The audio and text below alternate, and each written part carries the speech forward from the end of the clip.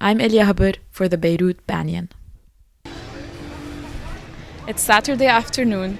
There's a big fuss midway between Mortar Square and Riyadh Sulah in that small alleyway going up on your left. And a guy had drawn some wings on the wall. And apparently, if you use Snapchat, you could get an animation of those wings of freedom. I talked to his sister, who was very enthusiastic about her brother's creations. Joy Bassil, I'm 22 and I study international management at NDU, Zoo. Okay, Joy, my first question to you today is, it's been 3 weeks now, right? What do you think you've learned in those 3 weeks? Everyone is united, so I'm amazed of how much we can be united in Lebanon. Muslims and Christians and all types of people, all religions. Yeah, we didn't expect that at all. So I'm really surprised and I'm really happy to see that. Since it's also been 3 weeks that we've been either glued to our phones, our laptops, the TV, or just been on the ground, what have you seen, whether in real life or online, that you looked at and you were like, is this happening in Lebanon? Actually, I'm not surprised that this is happening in Lebanon because we're a really, really strong community, and the people here are thuar. Honestly, they're really amazing protesters, and everything is nothing is dangerous here, and the youth is making the protest really amazing in all kinds, on Instagram, Facebook, all kinds of social media. So basically, I'm not surprised because this is who we are and this is our voice, and I think this is amazing. My last question to you is, if we were to look back 1 year from now on this moment in our history, what do you think people will remember, or what do you want them to remember? We'll be proud of ourselves. I hope so. I hope that we get to where we want, and we get the things we're protesting for.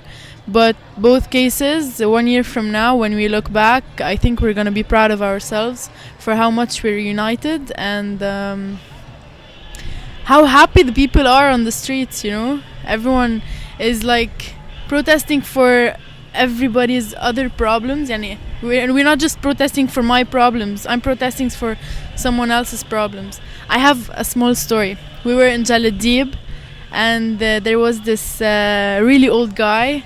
He was giving out apples. So he came to me and he's like, take an apple. I'm like, yeah, okay, how much is it? He's like, no, I don't want you to pay me the apple. I'm just giving you the apple to say thank you for coming to the streets and like defending my rights, and I'm poor and you're defending whatever I'm gonna get after this protest. So that teared me up. Like, honestly, this is full happiness here. So I'm really proud, and we're gonna look back and we're gonna be really happy. I hope so. It's Saturday night now. I meet up with a friend who's been there all day too. We go next to Samir Asir and walk towards Aswaq Beirut because it's easier and calmer to record. I've known Ramzi for a while. Here's our interview. My name is Ramzi Shamaa. I'm 55 years old and I work in market research. I'm self-employed. Okay, Ramzi, why are you here today? I'm always active in trying to get our country to be a better country. So whenever I hear about any initiative, I try to get involved. And I've been active for a while, so I know a lot of what's going on. And as soon as I heard that there were demonstrations, I got involved. Based on what you said, you've been active for a while. Do you think this set of demonstrations is unique in any way?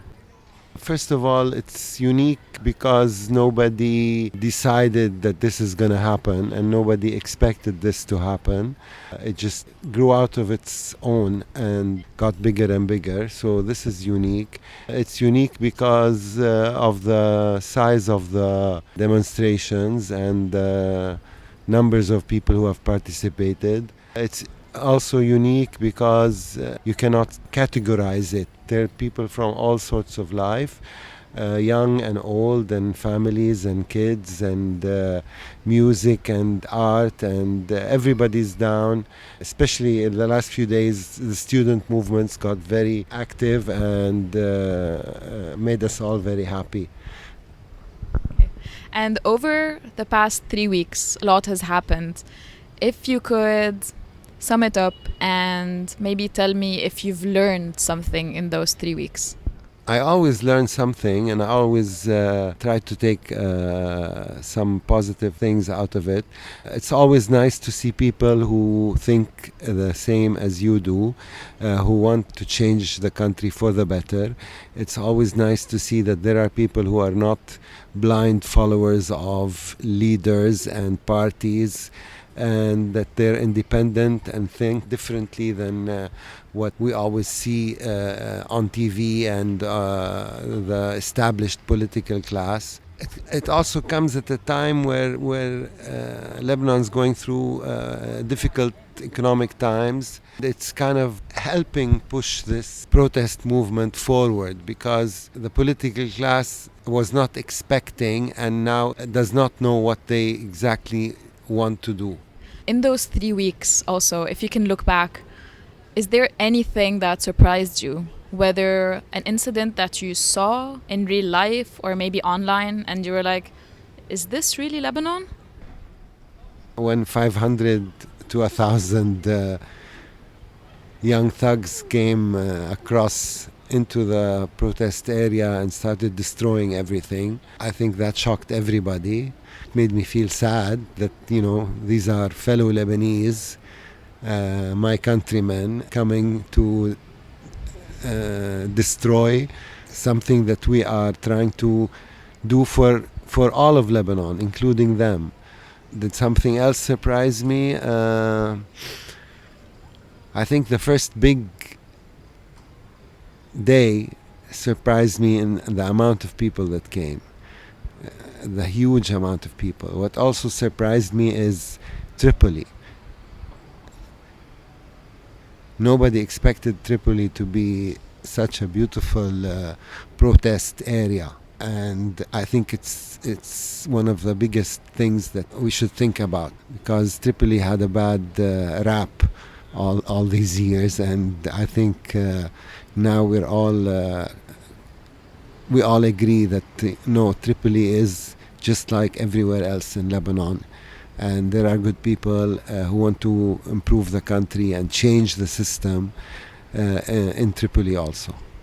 What do you want going forward? You're still on the street, you're still demonstrating. What do you want to come next? What I would like to come next is a quick realization from the political class that they need to change the way they're thinking in response to the people's demands. This hasn't happened yet. We've had 10 days or 11 days of resignation of the Prime Minister, where there hasn't been any public display of trying to appoint a new Prime Minister. I know they're working behind the scenes, but that's not what we would expect. The constitution in Lebanon tells them that they have to go and appoint a Prime Minister, and then the Prime Minister has to appoint a government. This has not been done. Nobody has said why it hasn't been done. Nobody has said what's going on behind the scenes, and this is what me and a lot of others feel is unacceptable. These backroom deals that end up creating a government as if nothing has happened. And what I hope would happen is that if this is what they do, that another million people will go back to the streets and tell them this is unacceptable. Talking about million people on the streets, what would you tell someone who's still hesitant about joining the protests? Come just to get a first-hand view, so that you don't make your opinion based on what you hear on the news or what you hear other people telling you. Come down and see for yourself. Don't be afraid. There's nothing to be afraid of. If you really want change in this country, you have to participate in making that change. Change is not going to come unless we do it ourselves. We can't just keep on complaining and complaining and complaining and not do anything. Come and meet the people, walk around the protest areas and see what's going on and make your own opinion. Okay. My last question is, if you're looking back at this moment in our history 1 year from now, what do you think people will remember, or what do you want them to remember? I hope they would remember that this was the beginning of a huge change in our country. And if that's not what they remember, or if that doesn't happen, let them remember that there were 1 million people trying to do something at a certain time in our history, and that this should never go away, and there will be another opportunity if this opportunity does not achieve what we want it to achieve. Elia Haber signing off from Martyrs Square for the Beirut Banyan.